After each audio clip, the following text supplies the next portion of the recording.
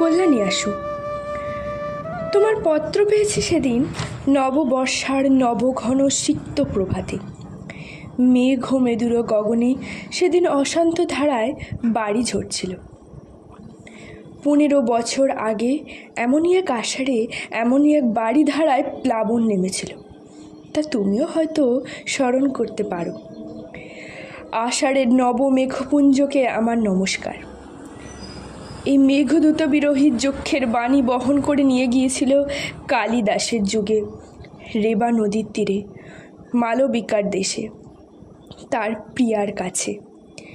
এই মেঘপুঞ্জের আশীর্বাণী আমার জীবনে এনে দেয় চরম বেদনার সঞ্চার। এই আশার আমার কল্পনার স্বর্গলোক থেকে টেনে ভাসিয়ে দিয়েছে বেদনার অনন্ত স্রোতে। যাক, তোমার অনুযোগের অভিযোগের উত্তর দিই। তুমি বিশ্বাস করো, আমি যা লিখছি তা সত্য। লোকের মুখে শোনা কথা দিয়ে যদি আমার মূর্তির কল্পনা করে থাকো তাহলে আমায় ভুল বুঝবে, আর তা মিথ্যা। তোমার উপর আমি কোনো জিঘাংসা পোষণ করি না, এ আমি সকল অন্তর দিয়ে বলছি। আমার অন্তর্যামী জানেন তোমার জন্য আমার হৃদয়ে কি গভীর ক্ষত, কি অসীম বেদনা। কিন্তু সে বেদনার আগুনে আমিই পুড়েছি, তা দিয়ে তোমায় কোনো দিন দগ্ধ করতে চাইনি। তুমি এই আগুনের পরশ মালিক না হলে আমি অগ্নিবীণা বাজাতে পারতাম না, আমি ধূমকেতুর বিস্ময় নিয়ে উদিত হতে পারতাম না।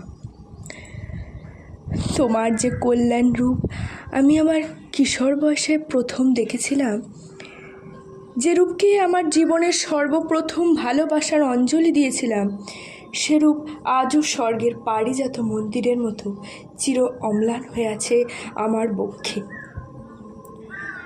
অন্তরের সে আগুন বাইরের সে ফুলহারকে স্পর্শ করতে পারিনি। তুমি ভুলে যেও না, আমি কবি। আমি আঘাত করলেও ফুল দিয়ে আঘাত করি। অসুন্দর কুৎসিতের সাধনা আমার নয়, আমার আঘাত বর্বরের কাপুরুষের আঘাতের মতো নিষ্ঠুর নয়। আমার অন্তর্যামী জানেন। তুমি কি জানো বা কি শুনেছ জানি না, তোমার বিরুদ্ধে আজ আমার কোনো অনুযোগ নেই, অভিযোগ নেই, দাবিও নেই। তোমার আজিকার রূপ কি জানি না। আমি জানি তোমার সেই কিশোরী মূর্তিকে, যাকে দেবী মূর্তির মতো আমার হৃদয় বেদিতে অনন্ত প্রেম অনন্ত শ্রদ্ধার সাথে প্রতিষ্ঠা করতে চেয়েছিলাম। সেদিনে তুমি সে বেদি গ্রহণ করলে না। পাষাণ দেবীর মতোই তুমি বেছে নিলে বেদনার বেদিপীঠ। জীবন ভরে সেখানেই চলেছে আমার পূজা আরতি। আজিকার তুমি আমার কাছে মিথ্যা, ব্যর্থ, তাই তাকে পেতে চাইলে জানি নে হয়তো সে রূপ দেখে বঞ্চিত হব, অধিকতর বেদনা পাব, তাই তাকে অস্বীকার করে চলেছি। দেখা নাই বা হলো এই ধুলির ধরায়, প্রেমের ফুল এ ধুলিতলে হয়ে যায় ম্লান, দগ্ধ, হতশ্রী। তুমি যদি সত্যিই আমায় ভালোবাসো, আমাকে চাও, ওখান থেকেই আমাকে পাবে।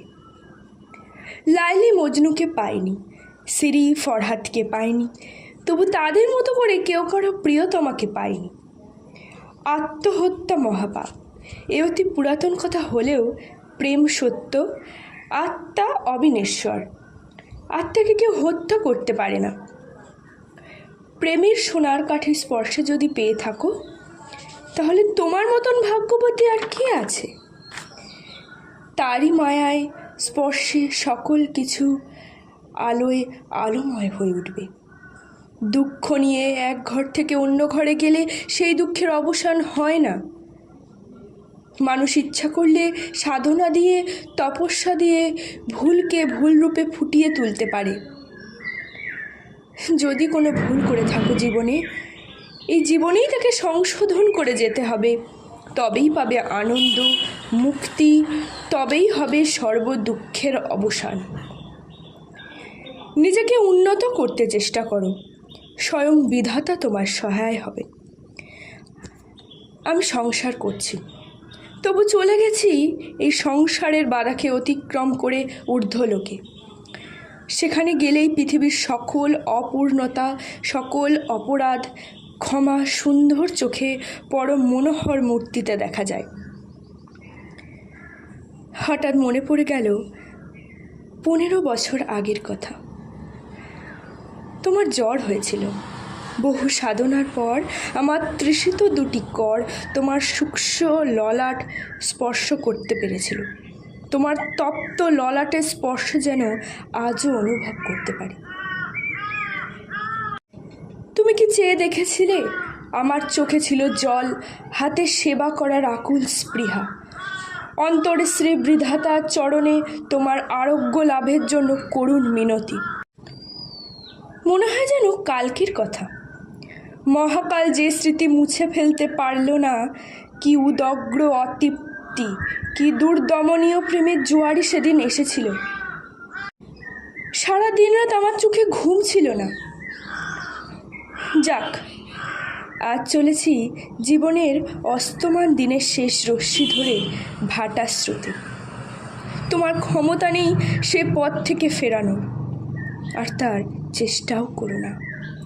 তোমাকে লেখায় আমার প্রথম ও শেষ চিঠি হোক। যেখানেই থাকি বিশ্বাস করো আমার অক্ষয় আশীর্বাদ কবচ তোমায় ঘিরে থাকবে। তুমি সুখী হও, শান্তি পাও, এই প্রার্থনা। আমায় যত মন্দ বলে বিশ্বাস করো, আমি তত মন্দ নই, এই আমার শেষ কৈফিয়ত। ইতি নিত্য শুভার্থী নজরুল ইসলাম।